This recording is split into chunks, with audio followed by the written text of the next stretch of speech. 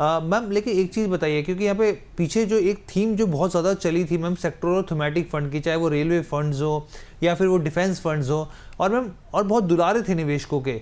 लेकिन मैम आंकड़ों की भी बात करें या वैसे भी बात करें मैम, तो वो चीज़ें दिखती है मैम। 97% आप देखिए कि निवेश कैटेगरी में घट गया है मैम। चलिए वो तो थोड़ा सा बहुत अंतर था, लेकिन इसमें तो आप देखिए कि फरवरी में 5,700 करोड़ से सीधा 170 करोड़ पे आ गया मैम। ये तो डीप मतलब एक ब्लीडिंग साफ तौर पे यहाँ पे दिखती है कि भाई सेक्टर और थीमेटिक फंड में एकदम निवेशकों का रुझान जो एकदम हट गया है मैम।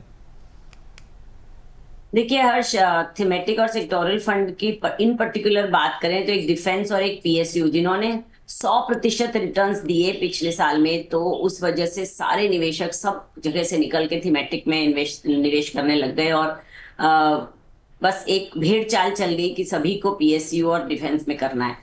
अब वो उनका फ्लेवर खत्म हो गया और वहां से माइनस रिटर्न्स आने शुरू हुए। तो लोगों को ये समझ में आई बात कि अपनी रिस्क को एक जगह कॉन्सेंट्रेट नहीं करना है और हमें डिवर्सिफाई रहना है। तो ये समझ आने से उन्होंने अपना नजरिया बदला। और ये बात हमेशा हम बार बार दोहराते हैं कि कोई भी सेक्टोरल और थीमेटिक फंड आपके पोर्टफोलियो का नॉट मोर देन 10 to 15% हिस्सा होना चाहिए। पर निवेशक 100% पूरा पोर्टफोलियो थीमेटिक का बनाने लग गए। तो ये जो ग्रीड है ना, ग्रीड की वजह से जो लॉसेस उन्होंने देखे, उस वजह से ये ट्रेंड बेशक आया है।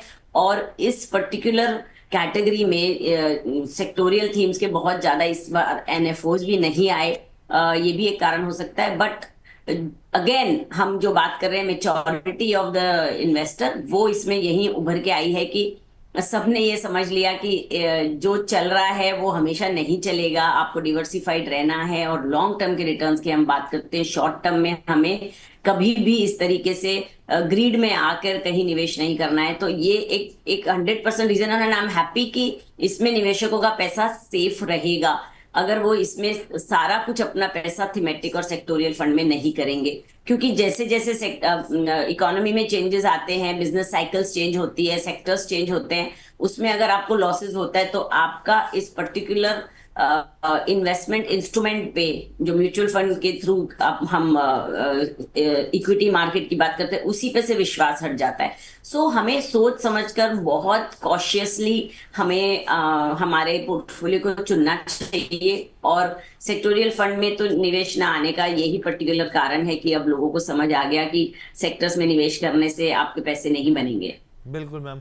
अच्छा मैम, इसी चीज़ से मैं थोड़ा सा जुड़ा हुआ सवाल पूछना चाह रहा हूँ आपसे कि अभी आपको लगता है कि जिन निवेशकों ने डिफेंस और यहाँ पर रेलवे फंड्स में, थीमेटिक फंड्स में निवेश किया, सेक्टोरल फंड्स में निवेश किया, क्या अभी वो अगर कोई शुरुआत करना चाहे तो क्या ये राइट टाइम होगा यहाँ प्ले करने का, या फिर नहीं अभी फिलहाल के लिए दूरी बना के रखनी चाहिए?